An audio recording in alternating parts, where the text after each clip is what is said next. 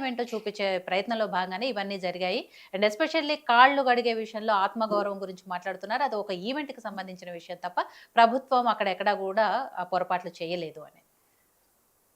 ఒకటండి, మన ఇంటికి వచ్చిన అతిథులకు మర్యాద చేయడం అంటే మనం చేస్తాం. హ్మ్. కానీ కాంగ్రెస్ మహిళలు చేయొచ్చు. కాంగ్రెస్ పార్టీ ఇవాళ మొన్న విందుకి ఇట్లాంటి సామాన్య మహిళలెళ్లి కూర్చోల కుర్చీలలో. విందుకి ఎవరెళ్లారు అంటే మంత్రుల కుటుంబాలు, వాళ్ళ భార్య, పిల్లలు వెళ్లారు. వాళ్ళు విందుకు పాల్గొనడానికి మంత్రుల భార్యలు ఎట్లా భాగస్వాములయ్యారో, ఈ ఈ కాళ్ళు కడిగే కార్యక్రమాన్ని కూడా వాళ్ళే చేసుంటే అది వేరు. కానీ సగటు తెలంగాణ మహిళను తీసుకొచ్చి కాళ్ళు కడిగించడం అంటే, అదేదో hired woman, Telangana woman hired వుమన్‌గా వాళ్ళు కనిపించారు అనేది చాలా స్పష్టంగా అర్థమవుతుంది. అందుకని ఇక్కడ ఆత్మగౌరవం అనే అంశం బయటకొచ్చింది. అదే రేవంత్ రెడ్డి గారి భార్యో, లేకపోతే ఆ మంత్రుల భార్యలో, లేకపోతే ఈ కాంగ్రెస్ మహిళా నాయకురాల్లో మా ఇంటికొచ్చిన అతిథులు మేము కాళ్ళు కడిగి ఈ మేము ఆతిథ్యం ఇస్తున్నాం అంటే ఇది వాళ్ళ వ్యక్తిగత విషయం. ఇకపోతే నిధులొస్తాయి, ఫండ్సొస్తాయి అని మాట్లాడుతున్నారు గదా! ఇన్వెస్ట్‌మెంట్స్ ఒస్తాయని. 96 అమితాబ్ బచ్చన్ కార్పొరేషన్ తర్వాత 28 ఏళ్ల తర్వాత లాస్ట్ ఇయర్ ముంబైలో జరిగాయి. హ్మ్. అమితాబ్ 96 టు లాస్ట్ ఇయర్ వరకు ఏం ఇన్వెస్ట్‌మెంట్స్ వచ్చాయండి? మనము అనేక దేశాల్లో మనం పెట్టాం గదా! జరిగాయి గదా! మనం ఎక్కడికన్నా వెళ్లి పెట్టామా?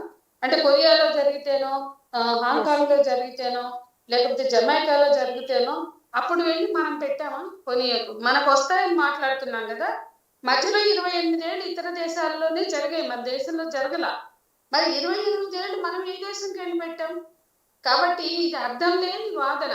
అంటే ఇన్నేళ్ళు ఇప్పటివరకు మిస్ వరల్డ్ చరిత్రలో 3 సార్లు ఇండియాలో జరిగింది. హ్మ్. లాస్ట్ ఇయర్ జరిగింది. ఈ ఇయర్ జరుగుతోంది. ఇప్పుడు జరుగుతున్నది ఆన్‌గోయింగ్ ఆ! ప్రాసెస్. హ్మ్. 28 ఇయర్స్ బ్యాక్ జరిగింది. 18 ఇయర్స్ బ్యాక్. 18 ఇయర్స్ బ్యాక్ జరిగింది. ఈ 18 ఏళ్ళు మనకొచ్చినయి ఏంటి? మనం పెట్టినవేంటి? 18 ఏళ్ళు ఇతర దేశాల్లో జరిగాయి. మనం వెళ్లి పెట్టామా? లేదు. కాబట్టి ఇవన్నీ కాదు. అట్లాగే అంతర్జాతీయ వేదికలకి భారతదేశం వేదిక అవ్వడం, హైదరాబాద్ వేదిక అవ్వడం, ఒలింపిక్సో లేకపోతే ఏషియాడో ఇటువంటివన్నీ కూడా జరిగినప్పుడు కూడా భారతదేశానికి చాలా ఎక్స్‌పోజర్ వస్తుంది. చాలా మంది మన దేశానికి అతిథులొస్తారు.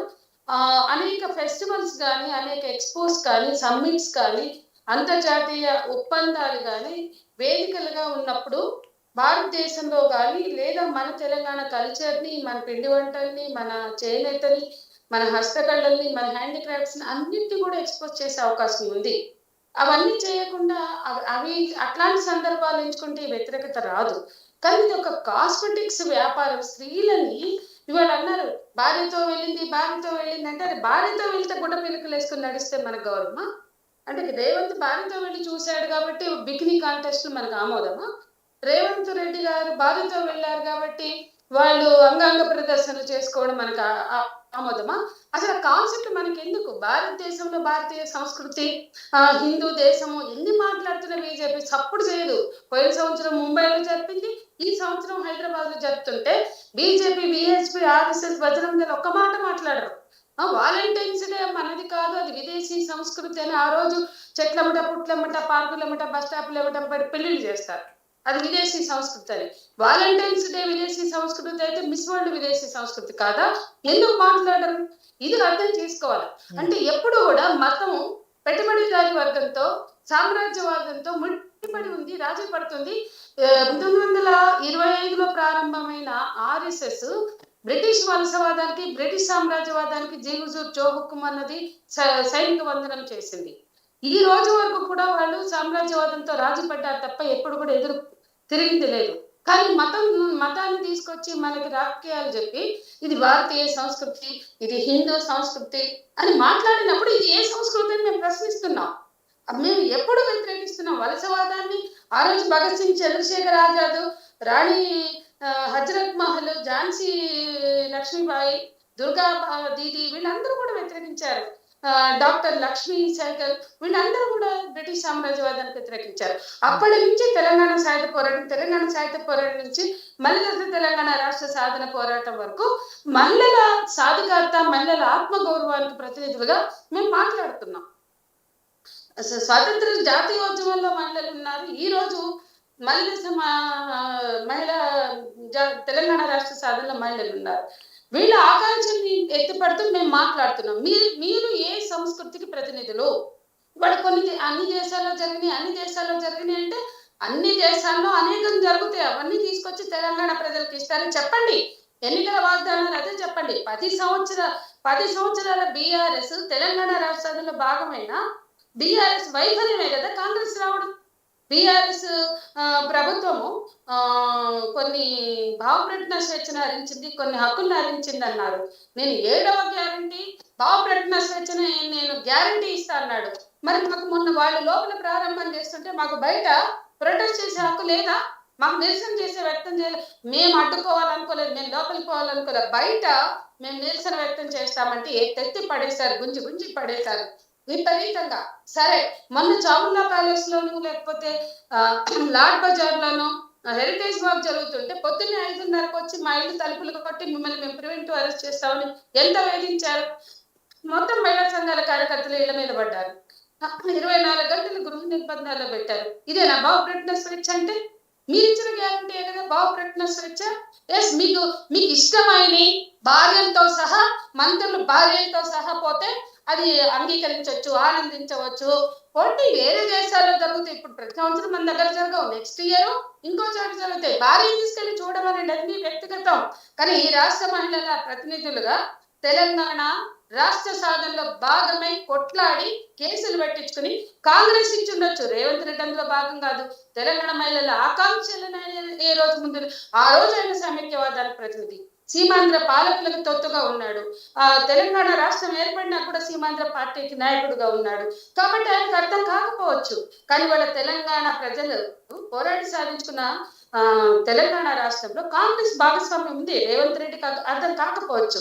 కానీ కాంగ్రెస్ చాలా మంది పాల్గొన్నారు తెలంగాణ ఉద్యమంలో. వాళ్ళు కూడా కేసులో ఉన్నారు.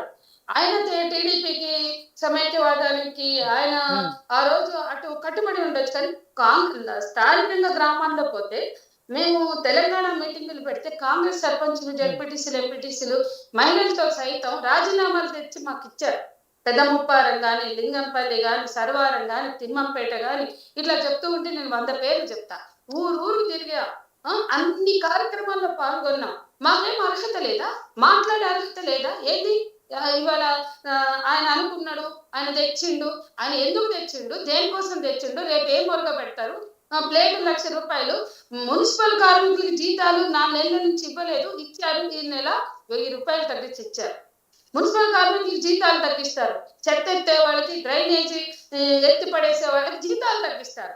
1,00,000 రూపాయల ప్లేట్ ఇచ్చి అది ఆతిథ్యం ఇంకేదో చెప్పుకుంటున్నారు. ఎందుకు చెప్పుకుంటారు? దేనికి? నన్ను కోసిన పైసలు లేవు, నన్ను వండుకుని తిన్న పైసలు లేవు అనేవాళ్ళు ఈ దుబారా ఎందుకు చేస్తున్నారని ప్రశ్నిస్తున్నాం. ఇది ప్రజాస్వామ్యం. తెలంగాణ రాష్ట్ర సాధనలో భాగమైన సంఘాలుగా, సంస్థలుగా ఈ దుబారా ఎందుకు? ఈ సంక్షేమం ఏమైంది? వృద్ధాప్య పెన్షన్లు ఏమైనాయి? ఒంటరి మహిళల పెన్షన్స్ ఏమైనాయి? డబ్బులు లేవు, బడ్జెట్ లేదు అన్నప్పుడు ఈ దుబారా మనకి ఎందుకు? ఈ ఖర్చులు ఎందుకు? ఈ షోకులు ఎందుకు? ఈ క్యాట్ వాకులు ఎందుకు? ఈ ర్యాంపులు ఎందుకు? ఈ రకమైనటువంటి నజరానాలు మనకు అవసరమా అని మేము అడుగుతున్నాం.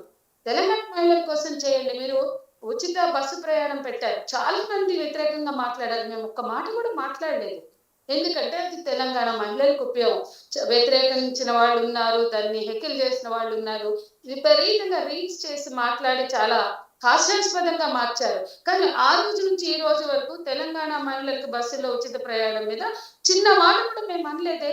ఎందుకు అనలేదు? హైడ్రా స్టార్ట్ అయినప్పుడు కూడా మేము హైడ్రా అంటే అక్రమ నిర్మాణాలని కూలగొడతారేమో, హైదరాబాద్ లో ఉండే వాటర్ బాడీస్ ని, వాటర్ స్ట్రీమ్స్ ని కాపాడుతారేమో అని చూసాం. ఖచ్చితంగా చాలా మంది దాన్ని హైడ్రామా అని చెప్పి అడ్డుకుంటే మేమేమి వెళ్ళలేదే. అంటే ప్రజల కోసం పనిచేస్తుంటే అడ్డుకునే అంత పిచ్చివాళ్ళం కాదు. కానీ మమ్మల్ని ఈ రోజు మీరు మాత్రమే అడ్డుకున్నారని కక్షపూరితంగా వ్యవహరించింది ప్రభుత్వం. ఆ 7వ గ్యారంటీ కాదు, రేపు ప్రజలు 8వ గ్యారంటీ చూపిస్తారు. అప్పుడు అర్థమవుతుంది మీకు. ఖచ్చితంగా ఈ రోజు తెలంగాణ ప్రభుత్వం తెలంగాణ ప్రజల ఆకాంక్షలకు భిన్నంగా, మహిళల ఆకాంక్షలకు భిన్నంగా ఈ అందాల పోటీలు నిర్వహిస్తుంది. ఎంతమంది మహిళలు వచ్చి ఇవి మాకు కావాలని చెప్పారు? ఈ పోటీలను మేము ఎంజాయ్ చేస్తున్నాం అని చెప్పారు. చూడండి, అక్కడికి వెళ్ళి సామాన్య మహిళలు ఎంజాయ్ చేస్తున్నారా? మీరు బతుకమ్మ పండుగ చేస్తారు, సామాన్య మహిళలు పాల్గొంటారు. బోనాలు చేస్తారు, సామాన్య మహిళలు పాల్గొంటారు. తెలంగాణ వారసత్వం, సంస్కృతి, సాంప్రదాయాలు వీటిల్లో అందరూ భాగస్వామ్యం అవుతారు. ఈ అందాల పోటీలో ఎవరు భాగస్వాములు అవుతారు? మీ నాయకులు, మీ మంత్రులు, వాళ్ళ కుటుంబాలు వాళ్ళతో పాటు విందులు చేస్తారు. లేదా వాళ్ళు పాల్గొని ఎంజాయ్ చేస్తారు. కొంతమంది ముఖ్యమైన వ్యక్తులు, సెలబ్రిటీస్ చూసాం, సినిమా యాక్టర్లు కనపడ్డారు అక్కడ. సెలబ్రిటీలకి పాసులు వస్తాయి. అంటే ఈ సెలబ్రిటీల కోసము, ఈ మంత్రుల కోసము, రాజకీయ నాయకుల కోసమైనా పాలన? అరే ఒక పక్కన రాష్ట్రం దివాళా తీస్తుంది, గత పాలకులు చేసిన తప్పులు ఇంకా వెంటాడుతున్నాయని చెప్పినప్పుడు మీరు ఎంత హంబల్ ఉండాలి? నేను ఎకానమీ క్లాస్ లో ప్రయాణిస్తున్నా, నేను అసలు దుబారా చేయట్లేదంటే వెల్ అండ్ గుడ్. మరి దీని సంగతి ఏంటి? ఈ పోటీలు అవసరం లేదు, మీకు ఎవరు చెప్పిండో సహా మీరు ఎందుకు చేస్తున్నారో కానీ ఇది పనికిమాలిన పోటీలు అని మేము చెప్పదలుచుకున్నాం. రైట్. సో సంధ్య గారు, ఫైనల్ గా మీరు ఒక విషయం చెప్పండి.